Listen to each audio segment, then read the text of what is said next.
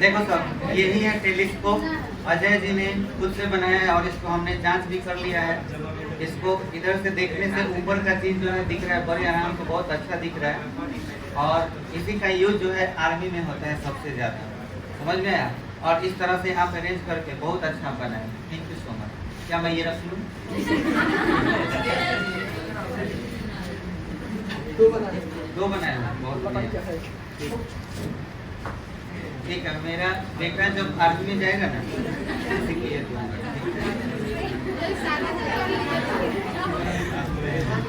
चलो बैठो। और कोई बनाया है? और कोई टेलीस्कोप बनाया है?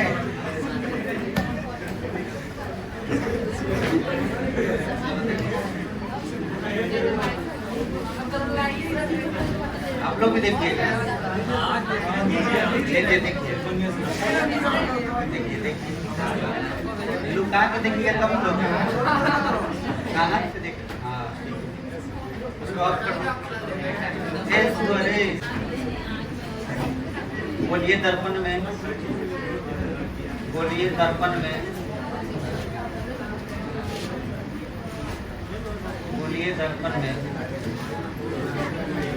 1/f बराबर 1/v प्लस 1/e साबित कर। जहाँ f का मतलब है फोकस दूरी, v का मतलब है प्रतिबिंब दूरी,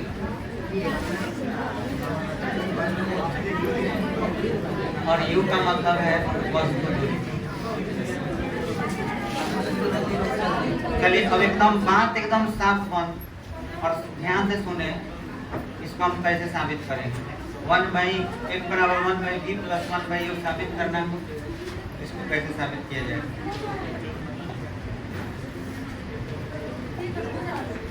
बात बिल्कुल एकदम बंद करिए।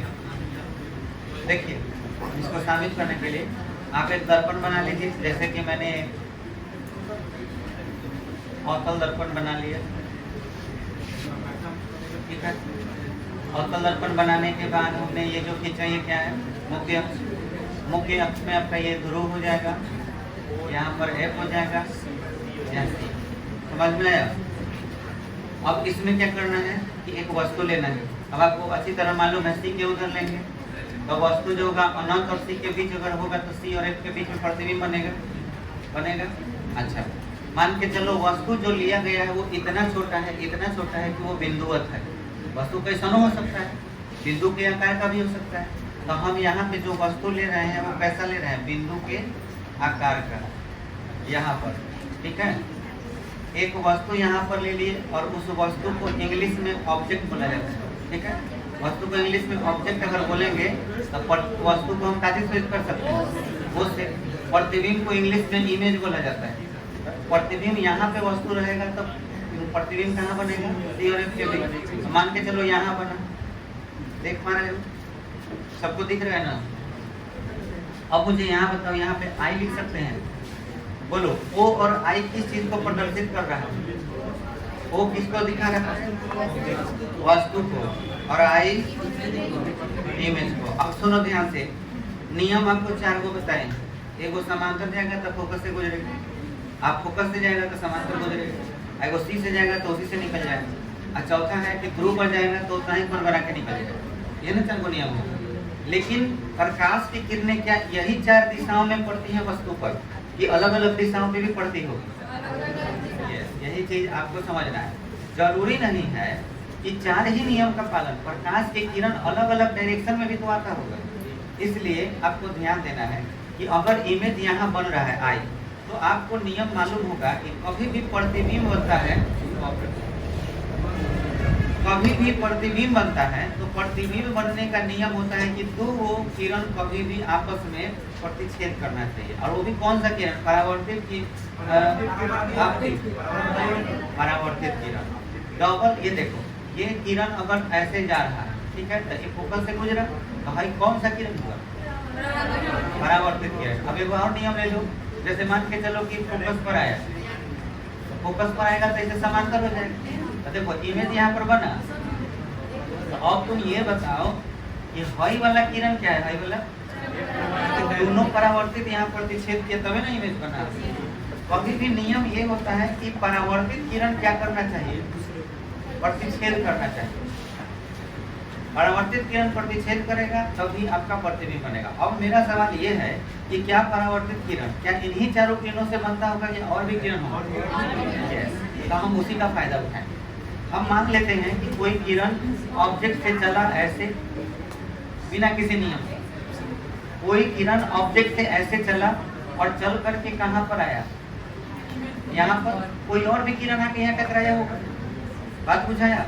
तो हम सिर्फ और सिर्फ इतना ही मानेंगे कि कोई किरण ऑब्जेक्ट से चला और यहाँ आके क्रॉस किया, किसी जगह पर क्या बन गया, प्रतिबिंब बन गया। इतना बात बुझाए कि नहीं बुझाया? बुझा गया? अब सुनो, सी से अगर मैं ऐसे लाइन खींच लूं इस पर, तो बोलो ये क्या होगा? अभिलंब हो जाएगा। थोड़ा बड़ा बनाते हैं तो अच्छा समझ में आएगा।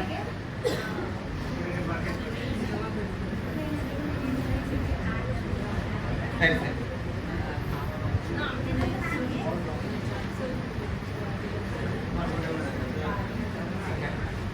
यहाँ पर एक ले ले रहे हैं, एक बी है और ये यहाँ पे सी है, ठीक है।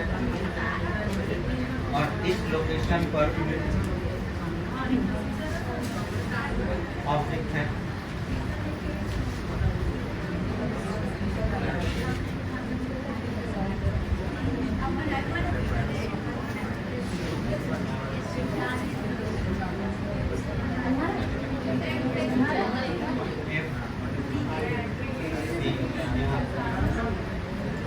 और ये रहा, ये किरण गया, ये आया और ये डॉट डॉट से मिला।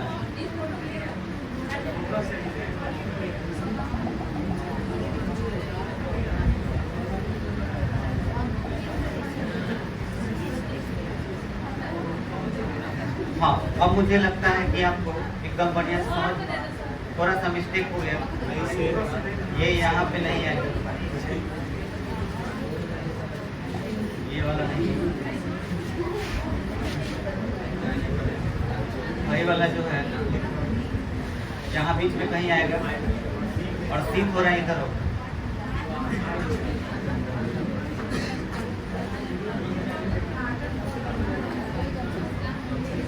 ये मान लेते हैं ये यहाँ पे है और इसके बीच में ये सी होगा और यहाँ पर हमारा क्या है F और यहाँ पे क्या है I। अब परफेक्ट हुआ है।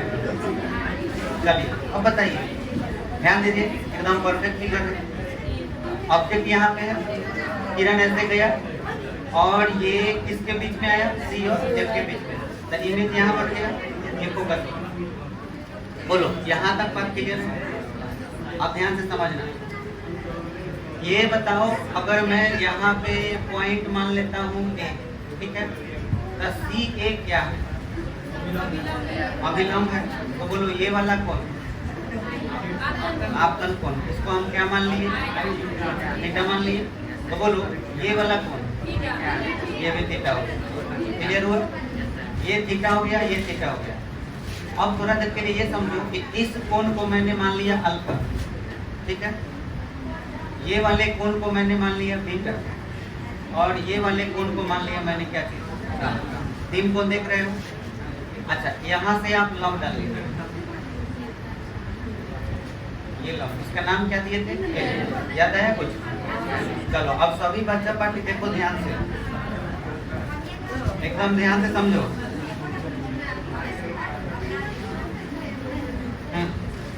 यहाँ पे ये कोण थीटा है, ये अल्फा है, ये बीटा है, ये गामा है, अलग अलग मान लिए हैं।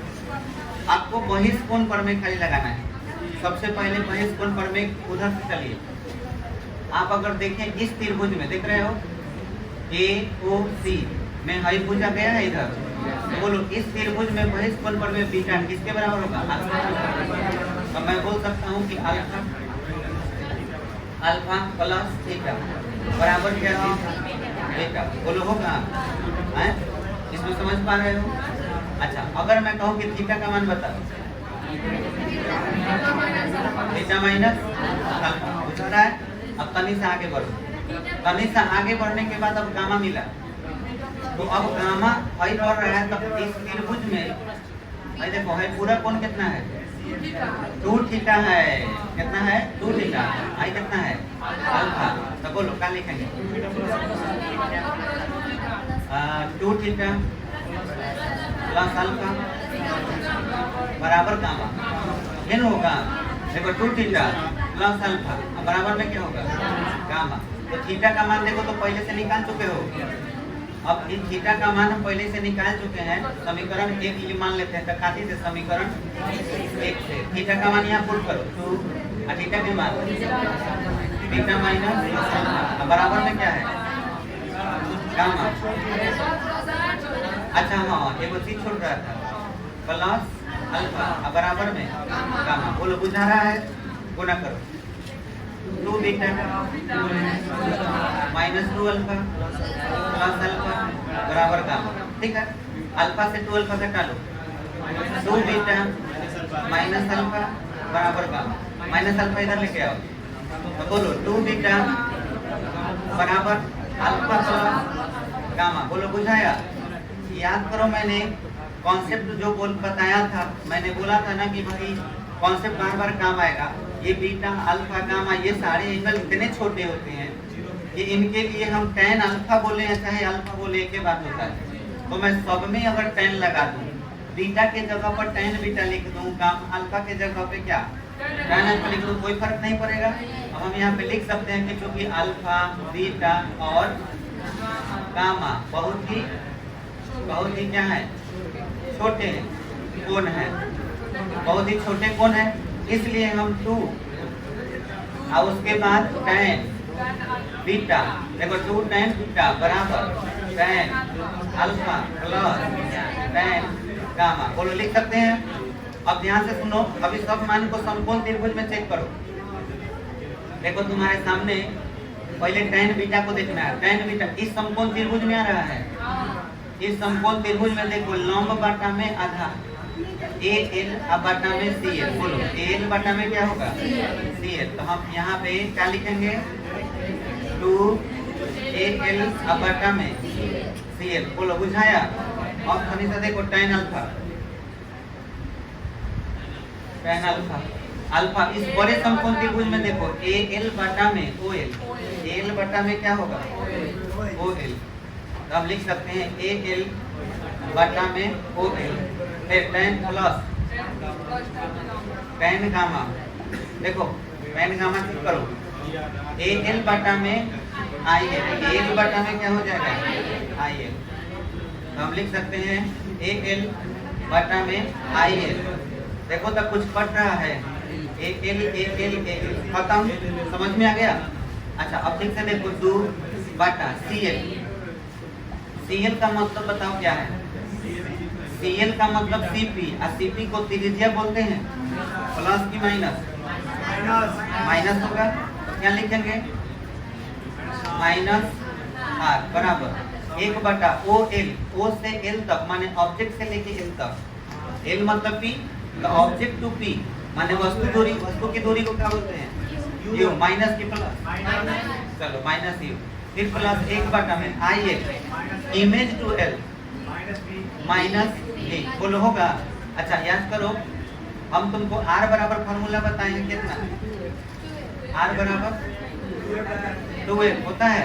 जब पॉजिटिव में निकालते दोनों नेगेटिव नेगेटिव पॉजिटिव हो गया था तो R के जगह पर क्या पुट कर सकते हैं 2। तो देखो क्या हो जाएगा 2 बाई माइनस लिख लेंगे। R के जगह पर क्या लिखेंगे 2 बराबर माइनस कॉमन ले लो तो माइनस 1 बाई ब्रैकेट में 1 by U plus 1 by B minus minus plus 2 cut गया तो फॉर्मूला क्या हो जाएगा। देखो तो यही साबित करना था 1 बाई F बराबर 1 by B plus 1 by U। बोलो समझ में आ गया। इसमें किसी को दिखा क्लियर हो गया। अब चलो थोड़ा सा आवर्धन देख लेते हैं।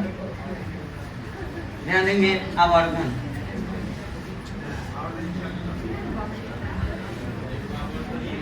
आवर्धन मैग्निफिकेशन मैग्निफिकेशन का दूसरा नाम बताओ क्या है? मैग्निफिकेशन, अच्छा जूम के नाम सुन ले पड़ा था, जूम करना, इसका मतलब क्या है? मैग्निफिकेशन, मैग्निफिकेशन का दूसरा नाम जूम है, जूम करना।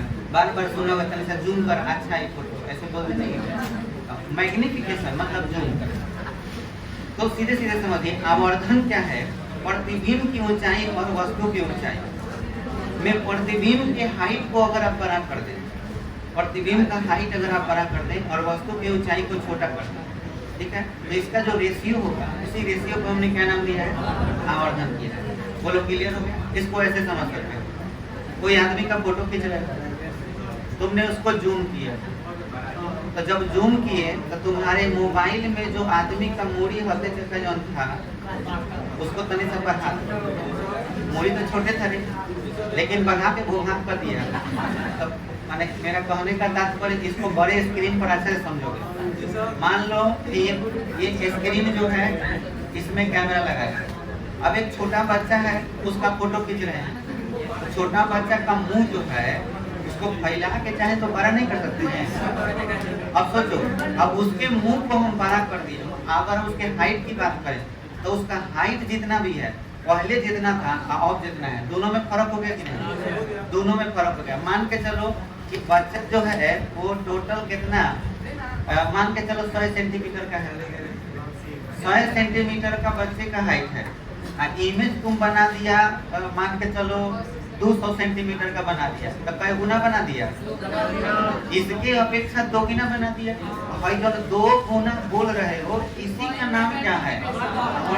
मतलब प्रतिबिंब की ऊंचाई में तुम भाग दे दिए काफी से, वस्तु के ऊंचाई से। वस्तु का ऊंचाई मतलब कोई भी वस्तु हो सकता है, एक व्यक्ति भी हो सकता है, ठीक है।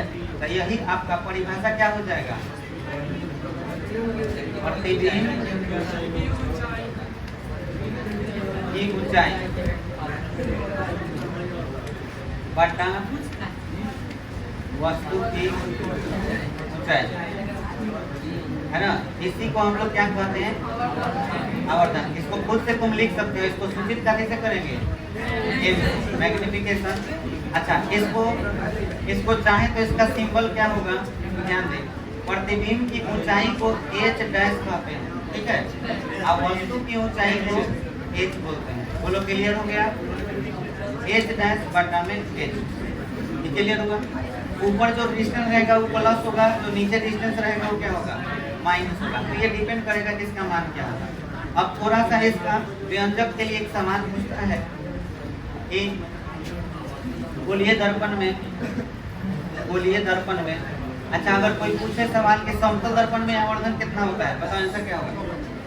गोलीय दर्पण में आंसर बोलो 1 होगा। समतल दर्पण में जितना प्रतिबिंब का हाइट होता है उतना ही वस्तु का हाइट होता है, इसलिए उसका आवर्धन कितना होगा? 1 होगा, ठीक है। अब गोलीय दर्पण में अलग अलग होगा, तो उसके लिए आपको 2 नंबर का ये सवाल पूछता है कि गोलीय दर्पण में आवर्धन का व्यंजक प्राप्त करें। तो इसका व्यंजक कैसे प्राप्त करते हैं ध्यान दीजिए।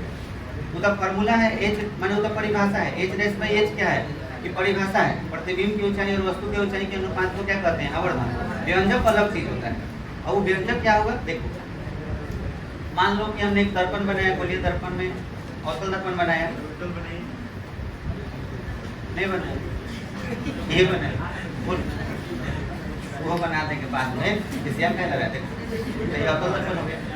अब वस्तु को देखो P हो गया, F हो गया, P हो गया। वस्तु को ये मान के चलो कि यहाँ पे है, ये वस्तु हो गया, ठीक है। तो ये वस्तु के ऊंचाई को क्या बोलोगे? h बोलोगे। अच्छा, यहाँ से किरण गया सीधे, तो कहाँ जाएगा? अच्छा, तो दूसरा कौन नियम लगाते हैं? मान के चलो कि हम डायरेक्ट किस पर पारे? P पर। कब ऐसे निकलेगा? अच्छा, एक वही हो गया। अब एक प्रतिबिंब बनाना है, तो इसमें क्या करना चाहिए? सी से मिला दें, ऐसे तो ये वापस रिटर्न चला जाएगा, ये आएगा तो वापस रिटर्न चला जाएगा। अब हाई जो हुआ है इमेज बना, तो इसको तुम क्या कहोगे, एच डैश। अब सुनो जरा, इसको आपतन कोण बोलेंगे, इसको परावर्तन कोण, इसको मान लेते हैं क्या चीज, तो बोलो ये भी क्या होगा, थीटा। तो बताओ tan थीटा बराबर क्या लिखेंगे, tan थीटा बराबर h अपार्टा में, इसका नाम देना होगा ना, ये ऑब्जेक्ट है, हाई क्या है, इमेज,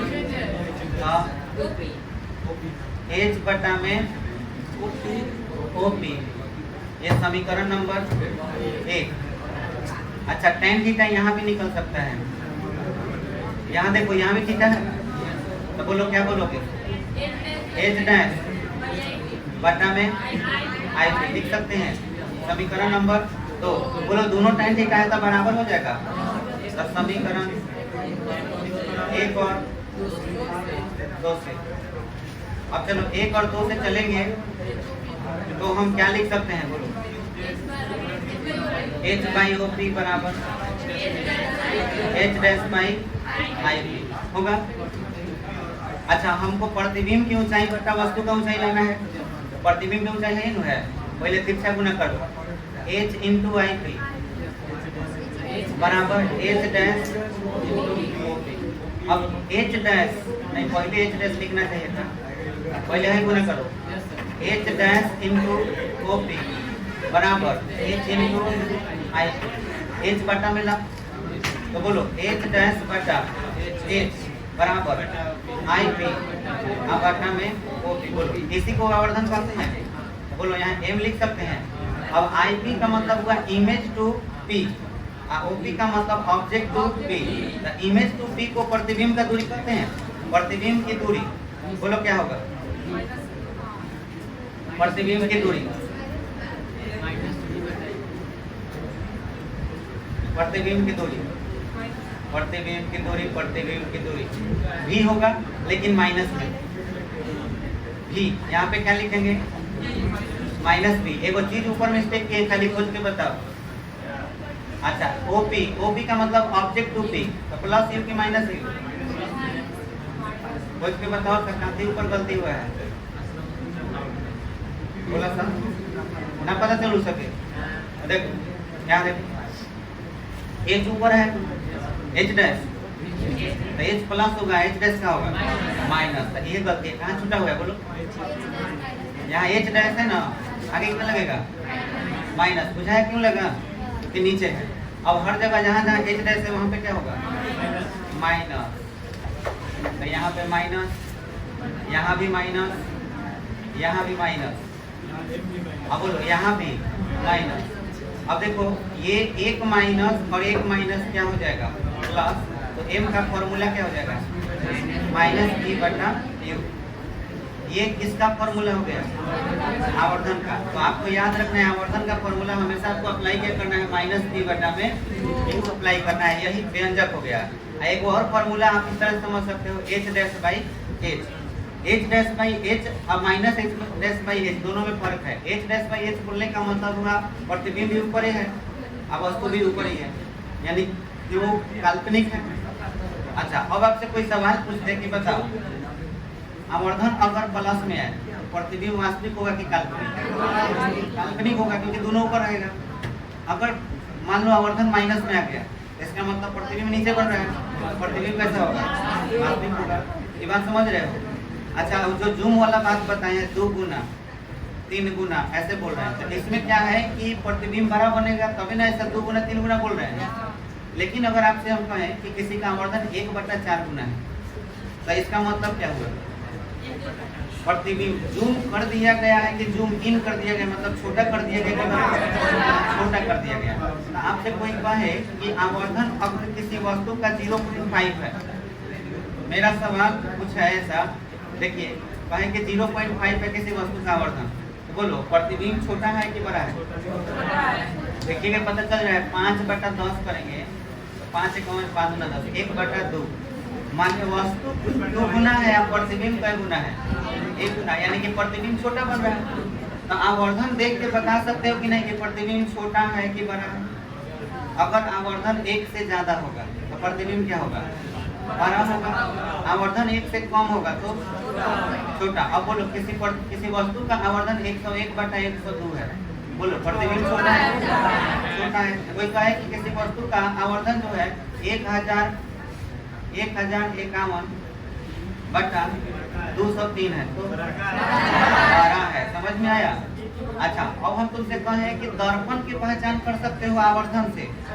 आवर्धन से दर्पण का पहचान हो सकता है? हो सकता है।